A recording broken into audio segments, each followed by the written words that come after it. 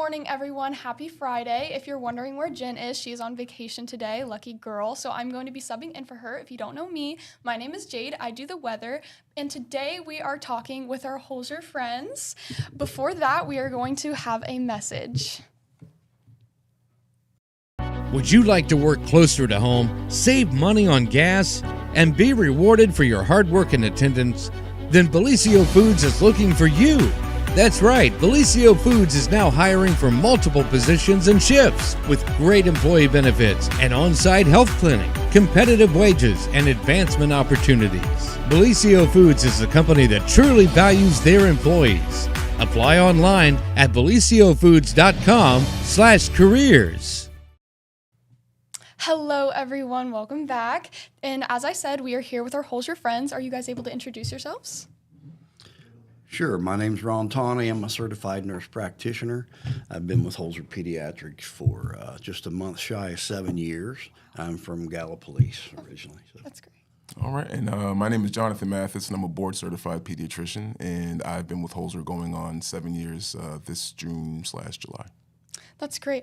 How have you guys, how long ago did you guys started schooling and training for this, and what made you guys want to start? Want me to go first? I feel like, I'm honestly still in school to some degree. Through high school, 4 years of college, a little bit more than 4 years of college, 4 years of medical school, 3 years of training. It's 15, 16, 17 years of training. And what made me choose pediatrics as a field, for me, children, they will be the new norm, right? For what we have now and what we go by and the things that we're accustomed to and how we function, that is the next generation. So if we're trying to make an impact, for me, it was reaching back to the younger generation and using some of that experience of personal experience and forging that relationship to help families, right? To help children grow up into reach their full potential. So that was important to me. Mm-hmm. That's great. All right. So my story is a little bit different. I've always been a blue-collar guy. I worked in telecommunications for about 15 years, and because of market changes, my job just basically went away. So I'd done a lot of research, and I felt like nursing was a way to get back in the job market in a couple years, and so I decided to go back to school and become a nurse. And so I got my associate's degree in 2013. I didn't skip a beat there. Just continued on and got my bachelor's degree and graduated in 2015. And then just kind of looking at what my goals were for my life, I felt like moving on to an advanced practice registered nurse as a certified nurse practitioner was something that I wanted to do to step up to that next level in my career. So I went ahead and by 2015 I graduated with a degree as an advanced practice registered nurse. The interesting thing was I always thought I wanted to do just like family practice adult care, but when I did my clinical rotations, I absolutely loved pediatrics. I just was, honestly, it was the first time throughout my schooling that I was like, this is home for me. This is where I want to be.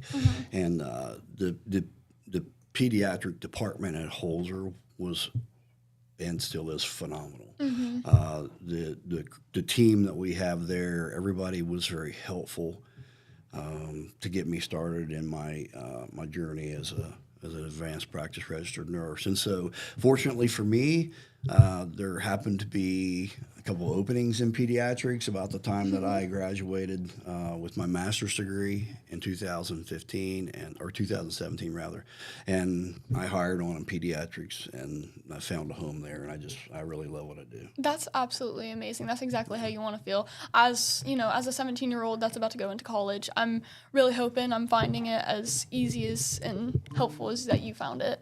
And what kind of certifications do you guys have, if you don't mind me asking? So for me, graduating from medical school, the MD was the first one, right? The medical degree, And once you're finished with medical school, you choose the field that you want to go into. And for me, it was pediatrics. So after completing my training and being board certified, right? So there's another exam that you have to take after all of those things so you can officially be stamped as to, okay, now you can move on. That certification, in addition to the degree that I obtained in med school, those are the primary certifications that I have currently at this time. Yeah, as far as for me, I graduated as a licensed practical nurse in 2012. I graduated with an associate's degree in nursing in 2013. I received my bachelor's degree in nursing in 2015, and I graduated with a degree in family practice in 2017. And of course, I'm licensed through the state of Ohio as a certified nurse practitioner, and been with pediatrics for 7 years. So that's kind of my journey there. A lot more certifications than me, guys. But what kind of services do you both offer? Yeah, so we basically offer pediatric and adolescent medicine for children from pretty much birth till the time they graduate college and move out on their own. So as long as they're living at home with mom and dad and they're still in school, we still see those pediatric patients. So it starts off actually at birth. The docs actually help take care of those babies right in the nursery as soon as they're born. And then within a couple days after birth, they see one of the pediatric providers for a newborn well check. And we follow those children their entire pediatric and adolescent lifespan. Yeah. And as a medical home, we see them for any and everything, right? Our goal is to be there for the kids, into adulthood, and for families for any and everything, that they might experience. So that goes from sick visits to well visits, right? And a lot of times, I think most people would feel, well, if I'm not sick, if I'm feeling okay, what's the point of going to see the doc? Well, especially for all fields, right? Primary care, but especially for pediatrics, those well visits are crucial because we're able to answer questions or concerns that might come up, at different times, even if they're not severe, right? It's not like we have to rush in to get in, but it's giving families opportunities to ask questions. The goal of these visits is not just to ensure physical well-being, but also emotional and mental well-being, right? Yes. So it's the entire picture. So, as a department, we work as a team, right? It's a medical home. This is where you come for anything that you need, right? The anticipatory guidance, what to expect, to come together, to work with families, to try to and also work with the kids, right? Work with them in order to help them with any concerns that they may have, right? And the goal is to help them reach their full potential. So, we are there from the beginning until, like Ron was saying, they head off to college or once whatever path that they have, and we take pride in that. I know. Right, we do an outstanding job. We are phenomenal as a department, as an organization. And I would have to agree with that completely. I absolutely respect you guys, and I, as a growing child, because technically, legally, I'm still a child, I'm not going to deny that I'm technically still a child. So, I really do appreciate that from you guys, because a lot of people would think that doctors don't take their job as seriously as they do. They're just like, check up another one. But I really do appreciate how seriously you guys do take it and how much care you put in to these children. Right. I think it's very important to do that. And, as a child, I think it is absolutely, you guys are doing a phenomenal job. So the evolution and treatment of work-related injuries, is there anything that you guys can talk? Really? Okay, sorry, my bad. Sorry, I was sent these questions, but I was sent these questions. My bad. But So, do you guys have a certain like favorite age group of like kids? Because I know it ranges from like very young to like around my age. Do you guys have like a favorite age group? No, I wouldn't. There's no favorite age group because I think each age, segment, if you will, right? So from newborn to infants, and from infants, toddlers, so on and so forth, they all come with their own unique perspectives, right? Because what I really love about pediatrics is that the development, right? You are meeting them and you're guiding through those different developmental stages, right? And each stage comes with its own challenges, right? So there is no favorite age group for me. I enjoy it from the beginning to the end. There is never a day that I'm not learning something, right? That I'm not, just laughing or just really just renewed, right? So I love it all, from the beginning until those unfortunate times when they just have to say, all right, we're heading out of here. It was great, and sometimes we see them come back with their own children. So that's great. It's gratifying on all levels. Yeah, I agree with what Dr. Mathis said there. It's really fun watching these children grow and develop. I've been in pediatrics for 7 years now, and I have some children that I'm seeing now that I saw them when they were 3 days old on a newborn well check, and I've just been able to see them grow and develop and become little people. They've got their own personality, and watch them grow and develop is really, really fun. And then on the other hand, I saw some children that were later in adolescence when I first started the practice, and now they're married and have children, That's and I'm crazy. seeing their kids as well. So that's kind of fun aspect of the job, just watching the kids and really just developing a relationship with your patients. And that's what I can say about Holzer Pediatrics is that we have a diverse group of people that works for us, that work in our department, and there's somebody there for everybody, and somebody that you can develop a good relationship with. It's great when the kids come in to see me and I walk in the door and they run up and give me a hug. That's so sweet. So that's just really cool. That's a fun part of the job. And so we just got a great team, and it's fun watching the kids. And that's with everybody from reception to checking in to the nurses who are incredible, crucial, right? We can't do anything, without their help and their support. But that relationship that we're talking about here, it's from the moment you walk into the door to the moment you're in the examination room to after you're done with the visit, interacting with the same people that you interacted with when you came in. It's that continuity, it's fluid, and it's authentic because it's real. That's the other thing about having a tight-knit community, right? It is that, right? We work at Holzer, and that is what we represent, right? But Holzer is the community as well, right? So it's just a representation of that community, those with specific skills to help you in different times of good and bad times, right? So I think that's an advantage. It's unique, and it's hard to beat, and I don't think it can be beat. Yeah. That is really great. And me personally, it must be bittersweet, like watching these children grow up into young adults. It must be really bittersweet. And I don't know. I feel like I'm a very emotional person. I wouldn't be able to handle that personally. I would just be like, no, how are you an adult now? But I understand that flu rates are very high in Ohio. Can children still get the flu vaccine and protect them for this flu season? They sure can.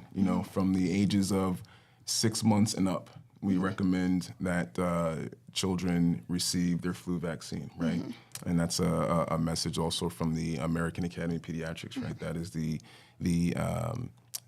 medical organization, right, for pediatricians. And the flu is high. I think COVID took the spotlight away from flu, but before that, flu's terrible. It can make you feel really bad. It's right? a serious thing. Yeah. So with the levels starting to get back to where they were pre-COVID, it is important that children they get, in addition to their scheduled childhood vaccines, that they do get their flu vaccine.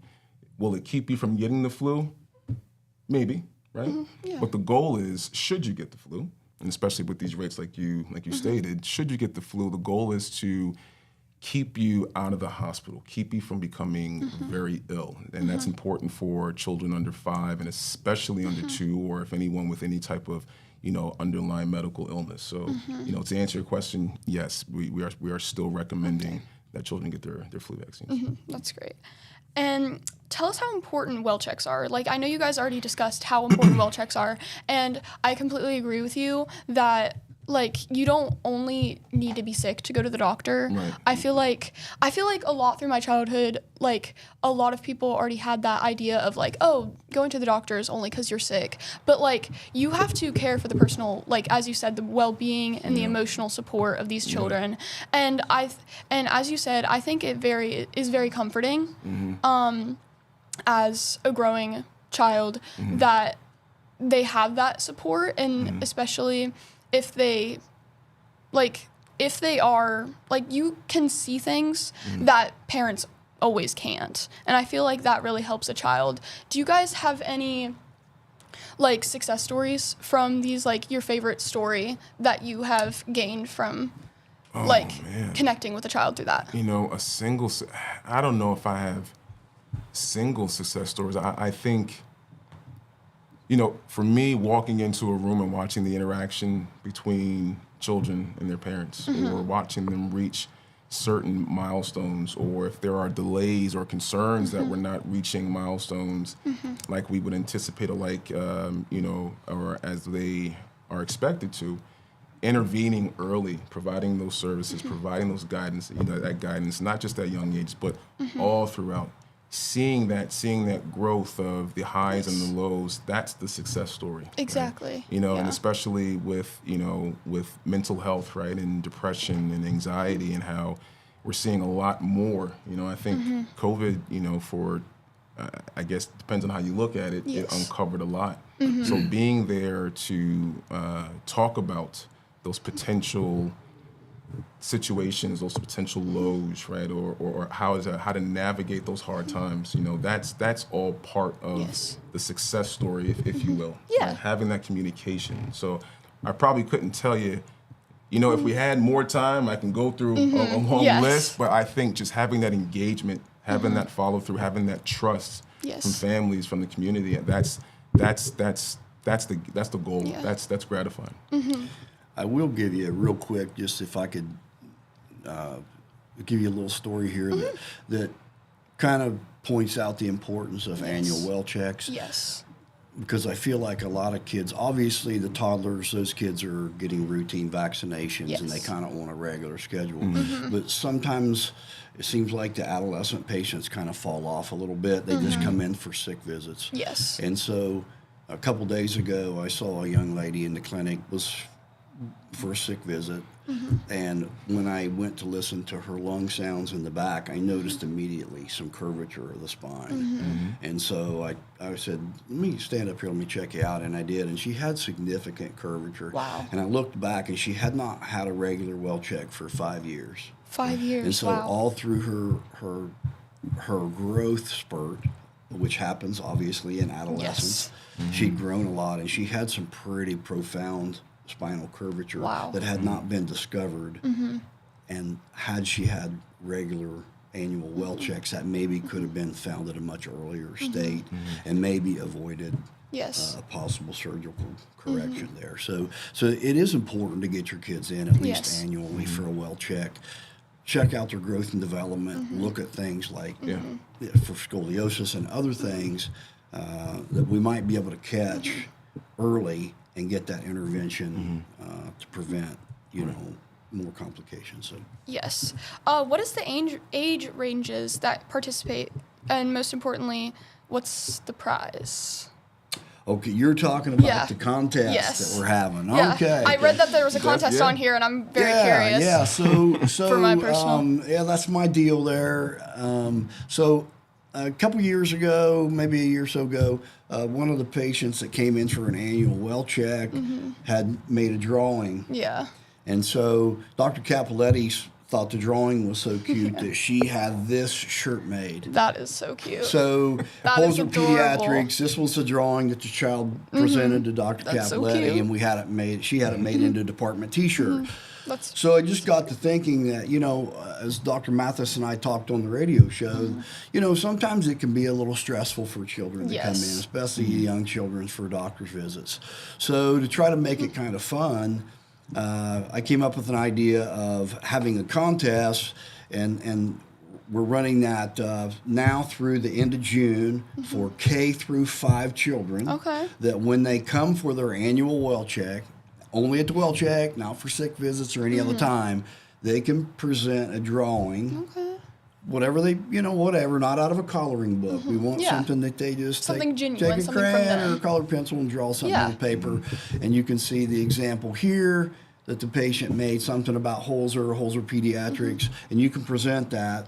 At the end of the contest period, we're going to pick a winner from that, and that child's drawing will be featured on our next year's T-shirt for our department, and the family will be presented with a 4-pack of tickets to Kings Island for the negive summer season. So it's just kind of a fun thing for the kids to be able to do while they're there on their well check, and to maybe give them something to be excited about coming in for. So. And I just found out that I cannot enter the contest. That's what you're saying. I know. I was about to say that because I was just like, I saw the word prizes and I was just like, how old do you have to be specifically for this? Well, one of the things I will mention that if your child is not in that K through 5 range, we're going to do the contest again later, and we're going to do 6 through 12. Fantastic. So we are going to do it again for that upper age group. So. Okay. And are you both accepting new patients at the Jackson Clinic? Yes. Always, yep. Always, yep. Absolutely. Be glad to have them. And if people need to make an appointment, what's the best way to do so? So they can go to the website. So it's www.holzer.org, right? And there's also a phone number that the families can use. It's 1-855-4-HOLZER. Yes. And and there are ways to make appointments online as well, right? We strive and we do everything in our ability to meet families where they are, right? To accommodate. Yes. We understand, right? Life is life. Schedules are hectic. So any way that we can help in order to engage and to have them, have people make those appointments, right? So we can keep up with the well visits, and we can keep that communication, that relationship going. That's the goal. So there are multiple ways, right? But if in doubt, just give us a call, and we'll help you through it. And obviously, it goes without saying that we do have urgent care hours. We have pediatric coverage from 5 till 8, Monday through Friday, and on the weekends from 11 till 6. So there is a pediatric provider available 7 days a week for urgent care coverage if you need that. For sick visits only, though. Okay. Well, thank you guys for being here. Is there anything else you guys want to cover or speak out? Not at all. No, just come and just come and see us. Just come and see us. Yeah. 1-855-4-HOLZER. So make sure to write that down, guys. But thank you guys for coming. Thank you for having us. Appreciate it. Yeah. So thank you, everyone, for watching. And we are going to go to an ad break. Thank you all once again. Thank you. And thank you. At Vinton County National Bank, we believe in supporting the areas where we live and work. Now, we'd like to honor those who also serve our communities. Our new Community Champions account is especially for first responders, veterans, active military, and anyone employed in the fields of healthcare or education. This account offers rewards, discounts, and other benefits to those who give so much to others. Vinton County National Bank, rewarding those who serve. Saturday, August 16th is Southern Rock Woodstock in the Gallipolis Fairgrounds. This event will feature 3 decades of original artists and legends, such as Leonard Skinner, 38 Special, and Molly Hatchet. In light of this event, Total Media will be giving away 4 VIP tickets. For a chance to win these exclusive passes, comment your favorite Southern Rock song, and our staff will vote on which one is the best. Good luck, and may the best man rock out. Good morning, everyone. Happy Friday. If you don't know me, my name's Jade. I'm the weather girl, but today we are talking to Daisha Gearhart. Hello. Hi. Thanks for having me. Of course. So if you're able to, are you able to introduce yourself and tell everybody what you do? Absolutely. So I'm Daisha Gearhart. I'm the events and marketing coordinator here at the Chamber of Commerce in Chillicothe. So we serve Chillicothe and Ross County. But yeah, so I have a big event coming up this weekend. So I'm super excited you guys are able to have me here to talk about it. Yes, of course. So I heard that it is the Chillicothe Chocolate Walk. Is that Yeah, correct? so we're calling it a Ooh. sweet stroll downtown. So it is in our downtown district. But this is over 5 years we've been hosting this event. This is my second year doing it as the events coordinator. And we have 16 downtown businesses participating. So super excited. There's a lot going on downtown. It should be a fun time to bop around and see all that we have going on. How can people like find this event? How can they participate in this event? Absolutely. So, of course, our Facebook page, the Chillicothe Ross Chamber of Commerce. You could also visit Chillicothe, Ohio, spelled out, chillicotheohio.com. Check out our events tab. You'll find the chocolate walk there. $20 will get you a ticket, which we also call a passport. So, $20 for a passport. Those will be on sale through the week online. You could stop in, of course, if you're local here in Chillicothe, to buy one from me in office. But you can also buy them the day of the event. So, that first hour, from 10 to 11 a.m. on Saturday. I don't know if you guys have ever been to Grandpa Joe's here in Chillicothe. It's a candy shop. Super fun. Oh my gosh, it has something for everybody. But so we're lucky enough to set up shop in there for the first hour, sell passports as people need them. That's great. I have been to Grandpa Joe's. I love it there. I absolutely love it there. Their chocolates are amazing, just freshly made. It's Yes. I will forever brag about it. It's so good. But other than Grandpa Joe's, are there any other shops that we can see or any like treats that we will find in the chocolate walk? Absolutely. So, one of our well-known stops is High Five Cakes and Bakery. They're rebranding to Shank's Bakery and Boba, but they'll be featuring a little shot of boba tea this weekend, so chocolate flavored, I'd imagine. So that's a fun little stop. Everybody loves to go in there and see what they have to offer, especially leading up to Valentine's Day. You can check out the goodies. We have the Poorhouse at Machinery Hall. They're a really great restaurant. They're a staple in this event every year, but we do have some fun ones like Maggie's Farm and Aromatics. She's a candle shop, so she takes a spin on this where she doesn't hand out chocolate, but rather like a wax melt or something that's chocolate scented. So that's fun. We have quite a few of them that are new. Over half my stops are new this year, so I'm excited to see what those shops will bring in. And those are people from our Dirty South Therapeutics. So we have somebody that is like that. We have a local salon. I mean, it's just not our Grandpa Joe's, that candy shop feel. It's everybody coming together downtown. Another fun one's our tea shop, the Tea of Life Apothecary. She always does a fun, like, little tea drink, but also she'll normally give some sort of chocolate takeaway as far as a tea flavored or a tea drink goes. That's so cool. How has the local businesses and communities contributed and how has it affected the community from the chocolate So walk since it started? Re- realistically, as the chamber, our job is to connect the community to the community members, community to community, all of the above. We are your stop for that connection. With that being said, we also want to drive business to our downtown, to our county.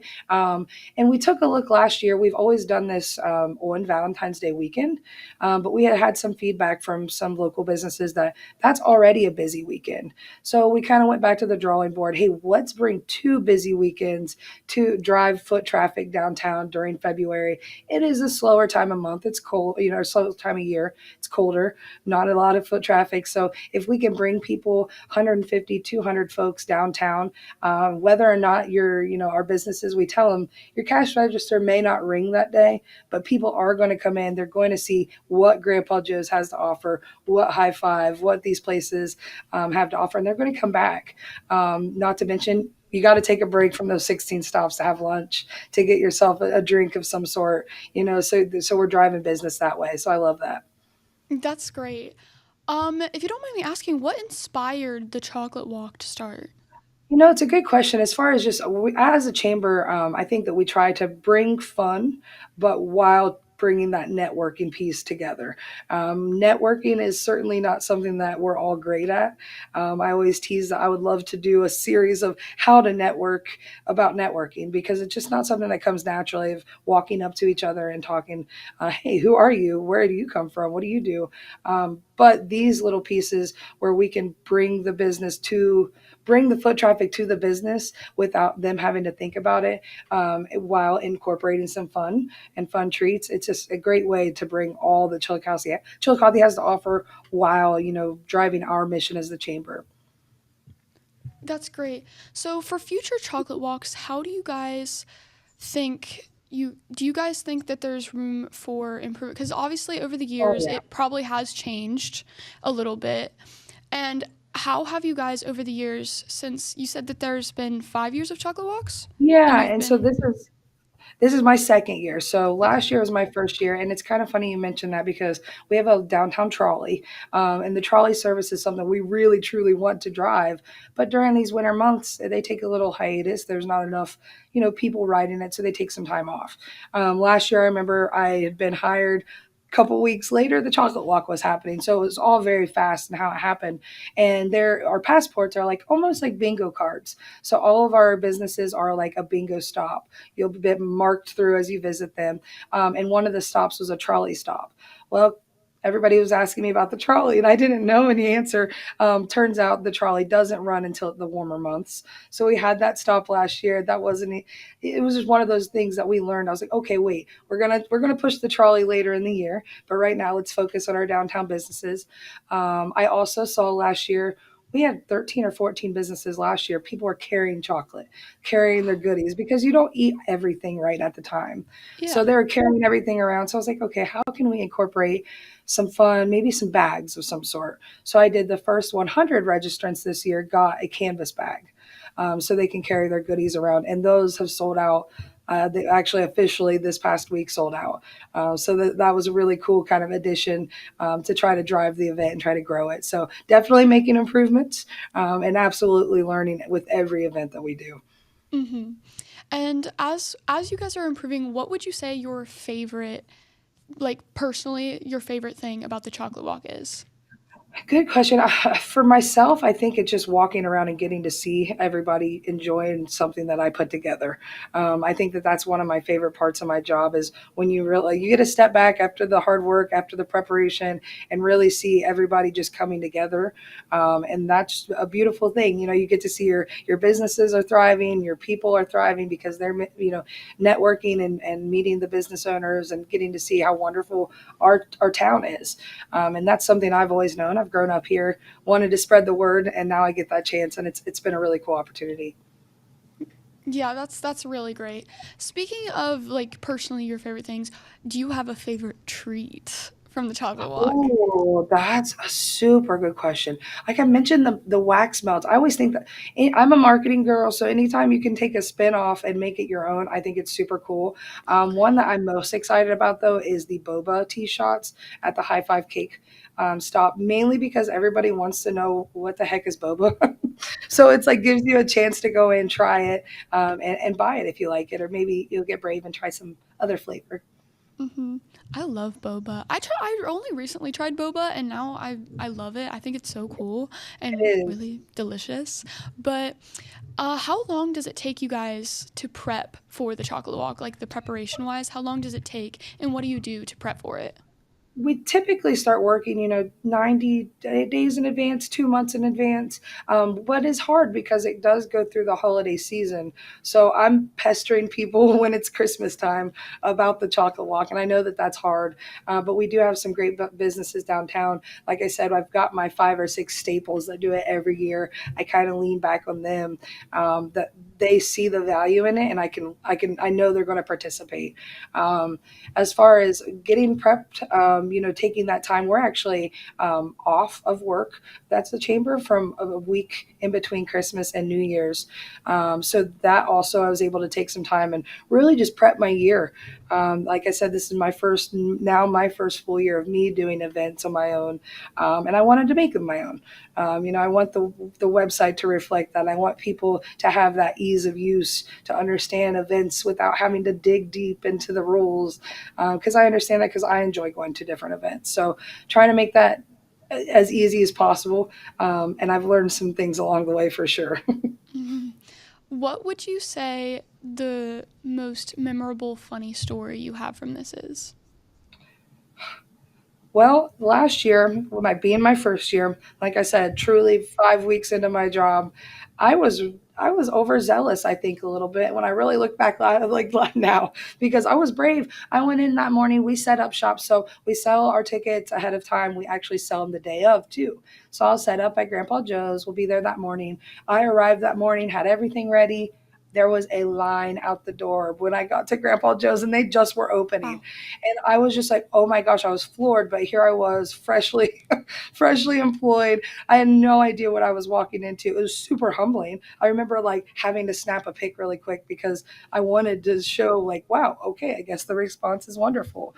But also I was like, what did I get myself into? So it's been a fun ride, and now I've recruited some help. My right hand man, Bobby Kello, she's our member relations manager, and she's actually been with the chamber for over 10 years now. So we tease that Oh, she is the chamber. Everybody here knows her. So we're kind of turning it into some fun. We've got our Valentine's headbands, got our Valentine's Day gear that we're prepped this year for Saturday. that's great. So, as you said, you've been here for 2 years, so you've already done it a full year already. So, now that you're entering your second year doing this, and you've kind of gotten a feel of how the chocolate walk is and what like you want to do with this, what would you say? How have you improved since last year? What have you done to improve yourself and the chocolate walk since last year? Definitely the bags. That's my first and foremost thing that's top of mind. I was a little weary of it just because it was something new, and it was a cost to have to incur the bags. Yeah. But they sold out, and it's been well received, and everybody's super excited. So that will continue. I also noticed last year I do it with my other events, but it wasn't one that we did do it with the Chocolate Walk. Provide maps. While everybody knows downtown, when you do get downtown, or if you're coming from out of town at all, you get down in our old capital district here and you're like, oh gosh, where do I turn? Where do I go? So Yeah. I did print out some maps to go along with the passports that everybody can follow along. And it's not in any order. Obviously, you can go wherever you want. As long as you complete the stops, you get entered in to actually win a local like prize basket. So that's also a fun caveat to if you complete all the 16 stops. That's so cool. Can you tell what is in the prize basket, or is that like a Well, no, surprise no, completely? sure. I got some goodies. So, Tippler's Beer and Wine is actually a new addition. They're a super cool little establishment. They have wines that none of us have tried. Probably can't pronounce either, but a beautiful back patio. They actually are a stop this year. They donated a T-shirt and a cool wine bag. We've got a gift certificate for the Tea of Life Apothecary, and we even have these things called Downtown Dollars. So I was gracious enough to be donated those, and they can be spent $25 anywhere downtown. We'll accept those. So it's almost like a gift card for anywhere within our district. So that's a really cool addition too. So still gathering a couple things, but yeah, stay tuned for that. It's pretty cool. Like I said, the folks just have to complete all the stops. They bring it back to my office at the chamber, drop it in, and we'll get them entered in to win. And as I said, with the like room for like when you were saying how you improved since last year, what advice would you give yourself to like your last year's self about the chocolate Truly, walk and how to improve from um, it?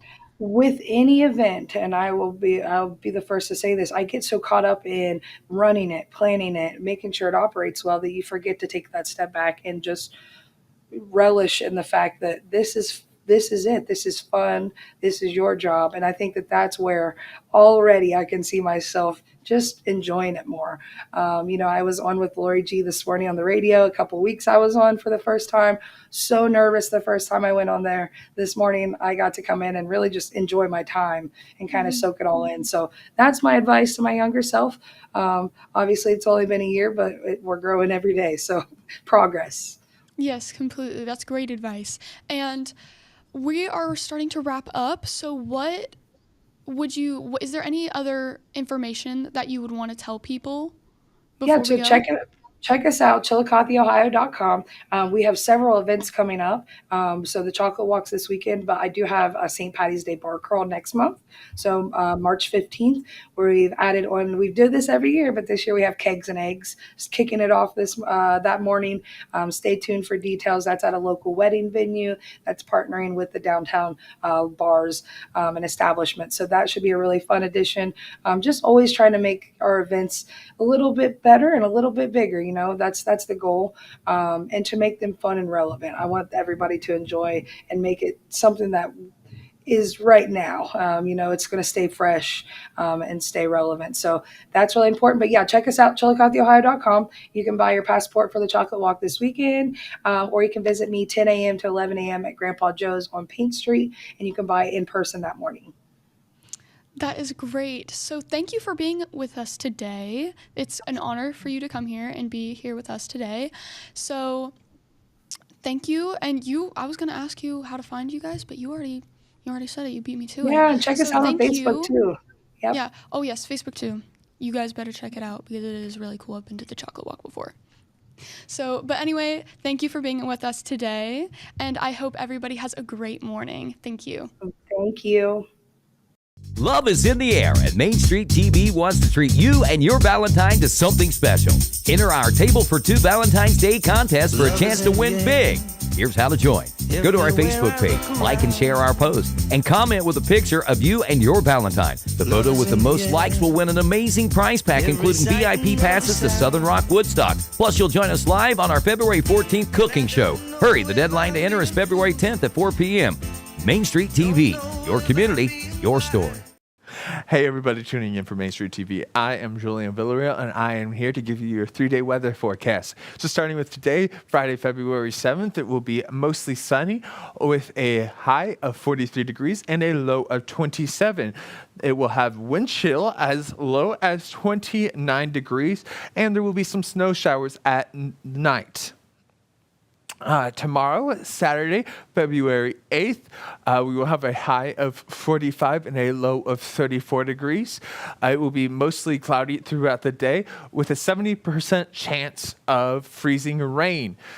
There will be a wind chill as low as 27 degrees. Now, Sunday, February 9th, we will have a high of 38 degrees and a low of 27.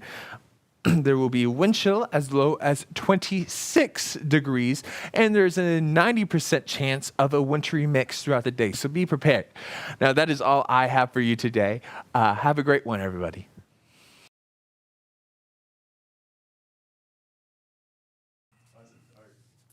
Oh. Hello, everyone. She's there. Okay, hold on. I'm coming over here. Oh, no, you are completely fine. Hello, everyone. Welcome back. I'm here with Pete today for the news. This is brought to you by Nia Henry. Okay, of Agent for Appalachia Realty. Okay, everyone, bear with me. Thank you. But what you got for us today, Pete? Okay, well, I tell you what, the weather is still very much in the news, as you might guess, and so we're going to catch up on a couple of weather-related stories. First of all, looking at it from a time-sensitive thing, we had an incident this morning that caused a little bit of concern out on the highway, out on U.S. Route 35, just west of Jackson. If you're driving towards Chillicothe, you're just about a mile or two out near the Lloyds Bridge Road intersection, and there was a rock slide there this morning. Oh, no. I think we have a picture of that. Jeremiah Shaver was a good trooper, and he heard about it and ran out there and took a picture. It didn't turn out to be all that bad, just a little scary. There's some rock facings there along the highway, and every now and then they have rock slide problems. And there was a big boulder that came down on the berm of the road. Dear.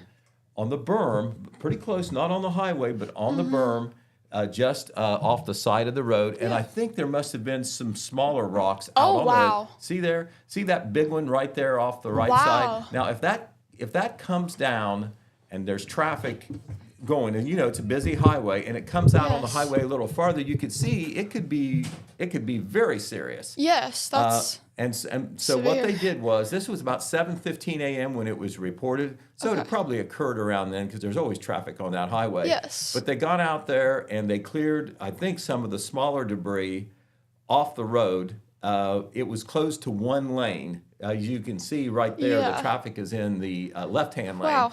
It's probably open now. I don't know Yes. that for sure. But, the westbound traffic from Jackson can get through there.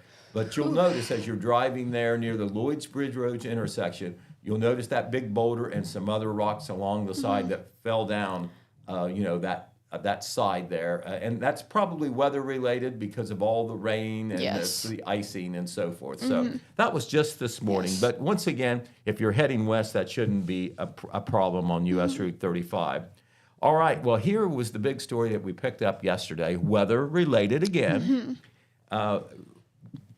That we have always told you here on the news, I know you've been in the room when we've said this, if you're a motorist out there on the roadways, don't drive through standing water. All right, sometimes the roads may not always be closed, even though they should be, because the water comes up real fast. But in this case, and this will be reported in our Saturday edition of the Telegram, the water was up on CH&D Road, which is a flood-prone road northeast of Oak Hill in Madison Township. Oh, wow. And what happened was, keep that picture up, Jimmy, and I'll kind of catch up to where the picture is. What happened was a female driver was driving a pickup truck, I think it was. I think you can see it in the background Oh, dear, there. I do. She was driving through CH&D, trying to get through the water there, thinking that she could make it. Well, the water was high enough, we think about 3 feet deep. Oh, wow. Yeah, 3 feet, about halfway up on a regular person. And it got into the engine compartment and the truck stalled. Now, the way it worked, the water wasn't getting any higher then, but, she was kind of trapped there. She or terrible. somebody else was able to make a call, and they had to call the Bloomfield Township Fire Department. That's the fire department that serves this particular neck of the woods. And the Bloomfield Township Fire Department then called the Wellston Fire Department Special Unit, which is called the Region 7 Swift Water and Dive Team. But they're specialists on water rescues, and they came and helped too. And they had to wait for a boat. And once a boat arrived, a couple of the firemen walked out to where this woman was. They had to wait out there. But, they were able to do it on foot. They stood by to make sure she was okay. And when the boat got there, they got the boat right there by the truck. She was able to get in the boat. And as you can see, they're pulling her through the water on CH&D Road. They were able to get her to the Bloomfield Fire Station, which wasn't too far away, and somebody was able to pick her up there. That's good. She was not injured. She That's was not great. hurt. She was probably very scared, though. Yes, I would 'Cause be too. she was by herself. Nobody at that time was behind her or whatever.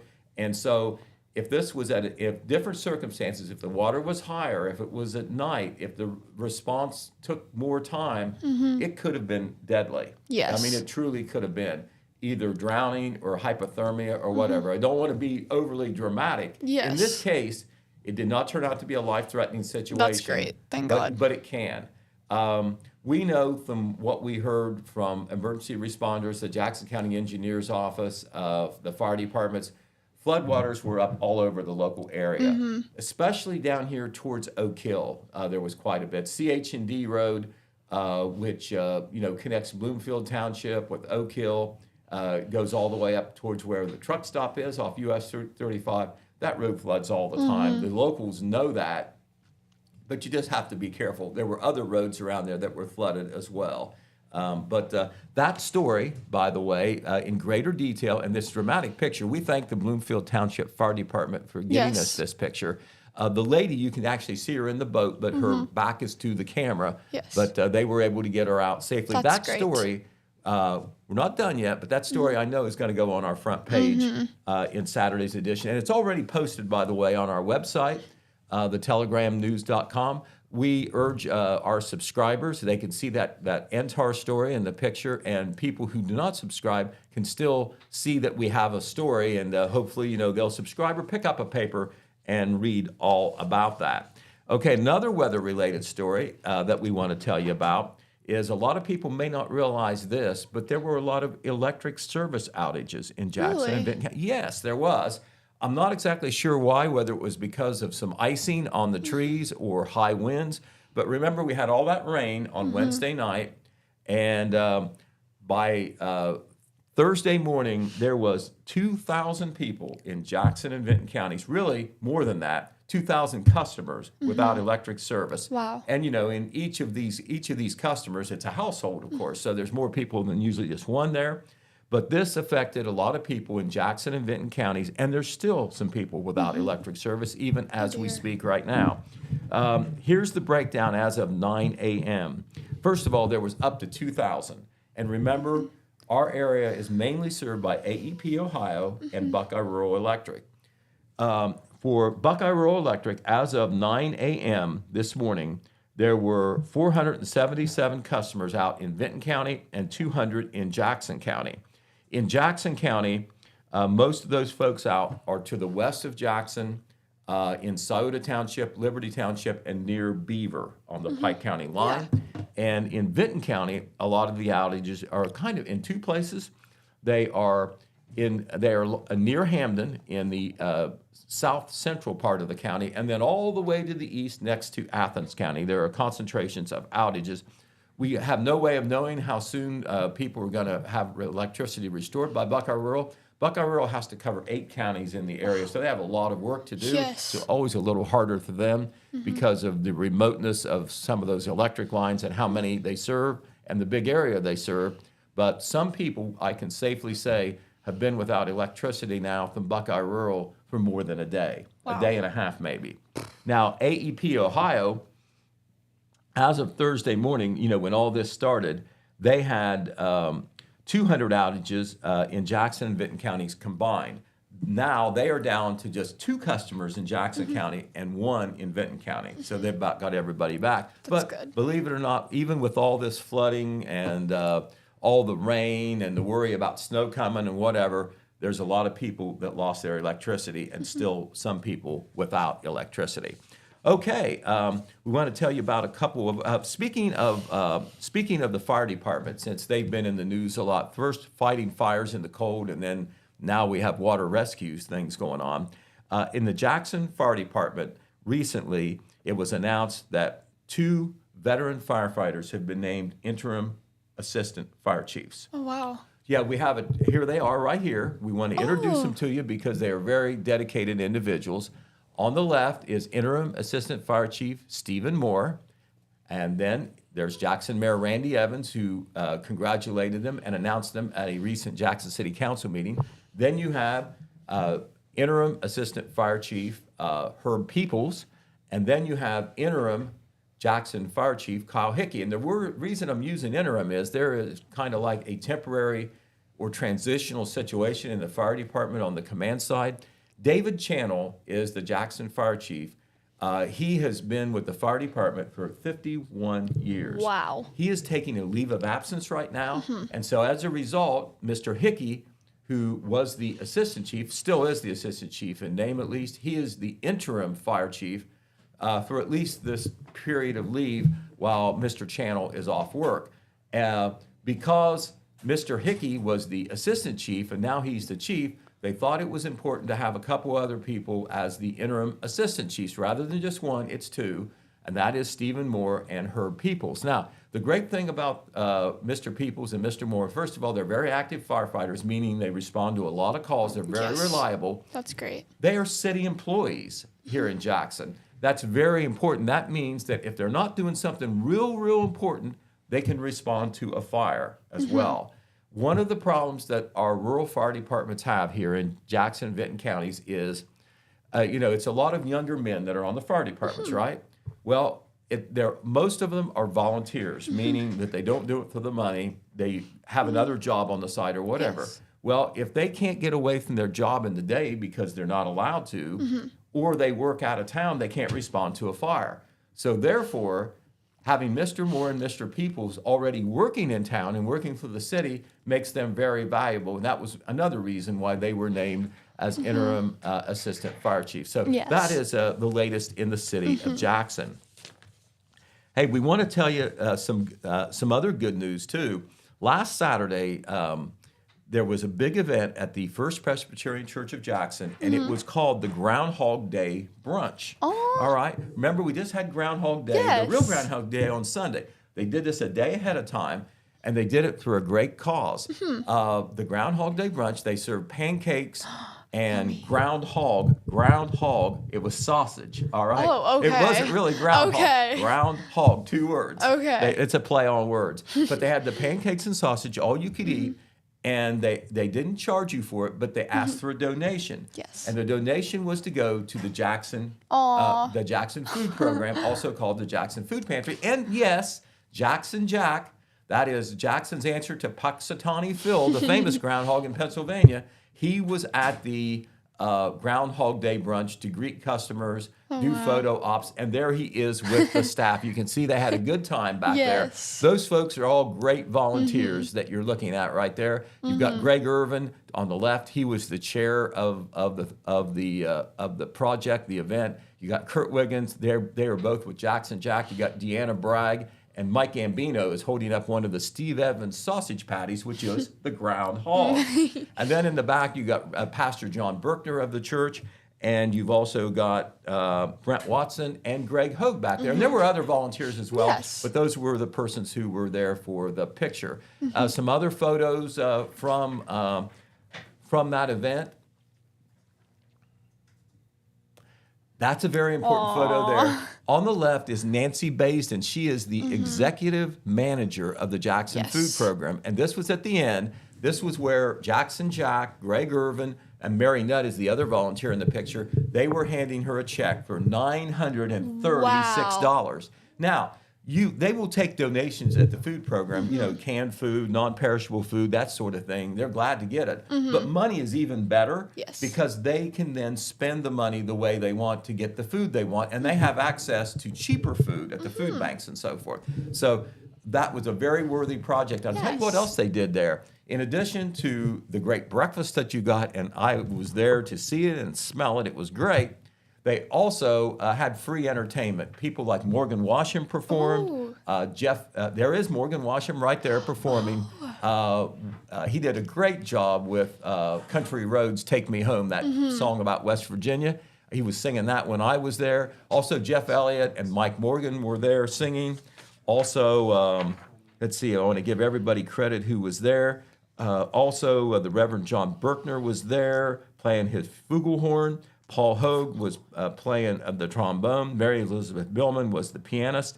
And Jeff Elliott and Mike Morgan played and sang together. Jeff was the singer, and Mike was on the guitar. And that is our own Matt McKee and his family.